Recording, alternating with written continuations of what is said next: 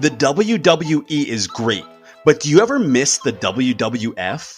I'm talking about the WWF glory days, where the wrestlers and their personas were truly larger than life. Well, get ready to take a trip down memory lane, because here are the top 10 WWF wrestlers of the 1980s. Number 10, Ted DiBiase, better known as the $1 Million Man. With his unmistakable diabolical laugh, the $1 Million Man was the ultimate WWF tribute to the culture of greed and excess that was the 1980s. He would notoriously taunt his opponents with his manservant Virgil by his side, before he ultimately stepped into the ring and finished them off with his trademark sleeper hold, followed by stuffing $100 bills into their mouths as a pitiful tip for their services. The $1 Million Man used his seemingly endless amounts of money to buy whatever he wanted, including a spot in the 1989 Royal Rumble. He was even able to purchase the WWF Championship belt from Andre the Giant, as he rightfully knew that everyone had a price. A 3-time tag team champion, the $1 Million Man was inducted into the WWE Hall of Fame in 2010.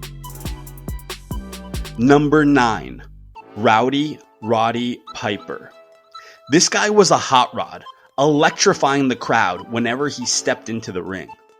His biggest win came at WrestleMania 3, when he defeated Adrian Adonis with a sleeper hold, and then went on to humiliate Adonis by shaving his head in front of over 90,000 attendees inside the Pontiac Silverdome. Piper also hosted his own segment called Piper's Pit, where he interviewed other wrestlers and hyped up the drama and conflict between enemies. Piper was inducted into the WWE Hall of Fame in 2005 by Ric Flair, who referred to Piper as the most gifted entertainer in the history of professional wrestling. Number 8, Mr. Perfect. This cocky character was a complete prick, and that's what made him so memorable as a formidable WWF foe. From his long curly blonde hair, to his pristine white boots, to his technically flawless dropkick, this guy did everything perfectly. Actually, in 1988, the year of his WWF debut, Mr. Perfect maintained a completely perfect record, going undefeated. Sadly, Mr. Perfect passed away in 2003 at the age of 44. He was inducted into the WWE Hall of Fame 4 years later by his friend and MLB Hall of Famer Wade Boggs. Number 7, Jake the Snake Roberts. With a gigantic python hidden in his burlap sack, Jake the Snake was one of the most intimidating wrestlers of his day, waging psychological warfare before he even set foot in the ring. And then once he was in the ring, this was hands down one of the best wrestlers of the late 80s. In fact, Jake the Snake's DDT neck-snapping finisher is one of the most feared finishers of his era. Roberts also hosted his own weekly talk segment, The Snake Pit, where he accentuated the drama and gave his own slithering spin on the latest events and conflicts. Roberts made his way into the WWE Hall of Fame in 2014. Number 6, the Big Boss Man. This towering 6'7" former corrections officer made his WWF debut in 1988 and immediately began enforcing the law, boss man style. This included cuffing his law-breaking opponents to the ropes and then unleashing his notorious nightstick on them. Boss Man was one half of the tag team pair known as the Twin Towers, and this 300-pound giant proved himself a worthy foe. Boss Man even had some sense of morals, as he refused the $1 Million Man's offer to buy his services, letting it be known that this cop couldn't be bought. Sadly, Boss Man passed away in 2004 at the age of 41, and he was later inducted into the WWE Hall of Fame in 2016. Number 5. Hacksaw Jim Duggan. Here we have the most patriotic superstar in the history of professional wrestling. A true blue-collar, red-blooded American, Duggan was famous for marching into the ring with a 2x4 slung over his shoulder while proudly waving an American flag and riling up the crowd with his emphatic USA chants. Duggan actually started his career with the Atlanta Falcons, but was cut due to knee injuries. He made his way to the WWF in 1987 and soon became a fan favorite, immediately making a big impact by winning the inaugural Royal Rumble the next year. This wrestling legend was inducted into the WWE Hall of Fame in 2011. Number 4. Bret the Hitman Hart. The excellence of execution entered the ring with dark sunglasses, clad with neon pink and black tights, his trademark music of an electric guitar blasting in the background. An exceptionally gifted technical wrestler, Bret was initially part of the legendary tag team The Hart Foundation with his brother-in-law, Jim the Anvil Neidhart. But Hart's biggest success came as an individual wrestler, where he won and defended the title an incredible 5 times, backing up his famous statement, "I'm the best there is, the best there was, and the best there ever will be." Hart's career was so epic that he was inducted into the WWE Hall of Fame twice. The first time in 2006, and then again as a member of the Hart Foundation in 2019. Before we get to our top 3, let's give a few honorable mentions to some iconic wrestlers who fell just short of making our top 10. Our first honorable mention goes to Bam Bam Bigelow. At 6'4" and close to 400 pounds, this bald behemoth of a wrestler was covered with flames, both on his black tights as well as his shaven bald head. This guy was as wild as they come, including diving headbutts off the top rope that would make anyone think twice about stepping into the ring with Bam Bam. Sadly though, Bam Bam passed away at the age of 45 in 2007 after apparently overdosing on a lethal mix of drugs.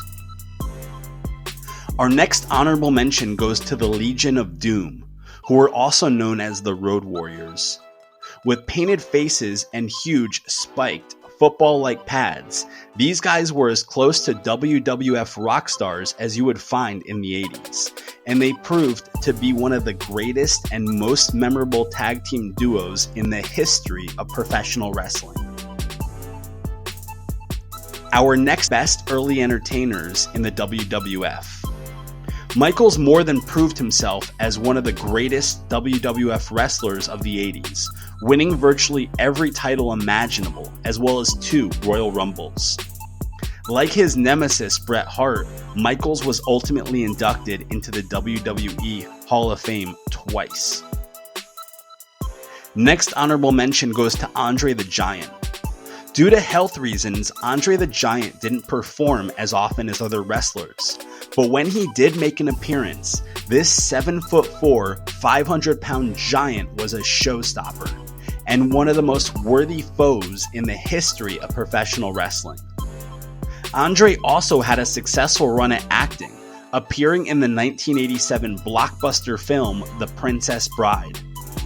Sadly though, this larger-than-life wrestler passed away in 1993 at age 46 from congestive heart failure, and this led to him being made the inaugural inductee into the newly created WWF Hall of Fame. The next honorable mention goes to the Honky Tonk Man. During the 80s, the public's fascination and love for Elvis was at an all-time high, and the Honky Tonk Man was a nefarious tribute to the King. With Jimmy Hart as his manager, the Honky Tonk Man managed to win and hold on to the Intercontinental Championship belt for an incredible 454 days, a record that still stands to this day. And that ultimately earned him entrance into the WWE Hall of Fame in 2019. Next honorable mention goes to Ravishing Rick Rude. Hands down one of the fittest and most in shape wrestlers of the 80s, Ravishing Rick Rude wasn't shy about his appearance. As before a match, he notoriously said, "What I'd like to have right now is for all you fat, ugly, inner city sweat hogs to keep the noise down while I take my robe off and show the ladies what a real sexy man looks like." After each victory, Rude would have his manager, Bobby the Brain Heenan, pick a lucky woman from the crowd who was treated to a kiss from this WWF alpha male.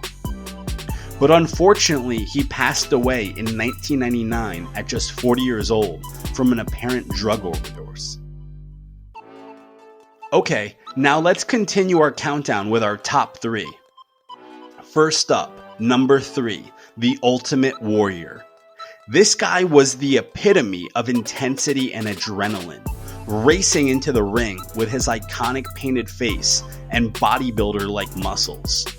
The Ultimate Warrior became a fan favorite and had some of the biggest and most watched encore victories of his time, most notably when he won the WWF Championship belt in front of over 60,000 fans at the Toronto Sky Dome, making him the simultaneous WWF and Intercontinental belt holder. Unfortunately, the Ultimate Warrior passed away in 2014 at the age of 54, which at the time was a complete shock considering the preceding 3 nights he had been inducted into the WWE Hall of Fame and made appearances at WrestleMania and Monday Night Raw. Number 2. Macho Man Randy Savage. With his dark sunglasses, flamboyant outfits, and legendary, deep, raspy voice, Macho Man embodied the best of the St. Louis Cardinals straight out of high school. But after an injury to his throwing arm ended his career, Savage decided to follow in the footsteps of his father, who was also a famous wrestler. With his first lady Elizabeth, who also served as his manager, Macho Man quickly became a WWF mainstay, headlining many of the biggest events of the late 80s, and laying claim to virtually every title and belt that an individual wrestler could possibly win. After his unexpected passing in 2011 from a heart attack at the age of 58, Macho Man was inducted into the Hall of Fame 4 years later in 2015. Number 1. Hulk Hogan. Let's be real here. It's kind of crazy to think that this was the top wrestler of the 80s. At first glance, you see someone who is mostly bald with long blonde hair coming from the sides of his scalp, along with a big horseshoe mustache. But as fate would have it, Hulk Hogan was destined to be the most popular and most successful WWF superstar of the 1980s. And if you were a wrestling fan at the time, then you probably got just a little hyped up when he entered the ring to his trademark music. Hogan is arguably responsible for the rise of the WWF and the WWE into the entertainment mega industry that it has become today. During his illustrious career, Hogan managed to win the WWF Championship an incredible 6 times. And during his reign, he became an idol to millions of his fans, better known as Hulkamaniacs.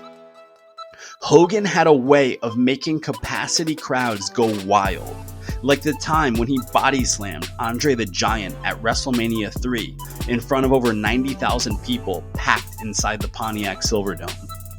Hogan faced off against the biggest and the baddest wrestlers of his day, and his events were always headliners, with Hogan posing his same famous question to all of his opponents. What you gonna do when Hulkamania runs wild on you? Hogan was eventually inducted into the Hall of Fame in 2005 by actor and friend Sylvester Stallone, capping off one of the most iconic careers in the history of professional wrestling. What did you think of our list? Did we get it right? Or did we miss a few good ones? Make sure to leave a comment below. And if you enjoyed this video, then there's a good chance that you will enjoy this one right here. Click the image on your screen right now and you can watch it completely free.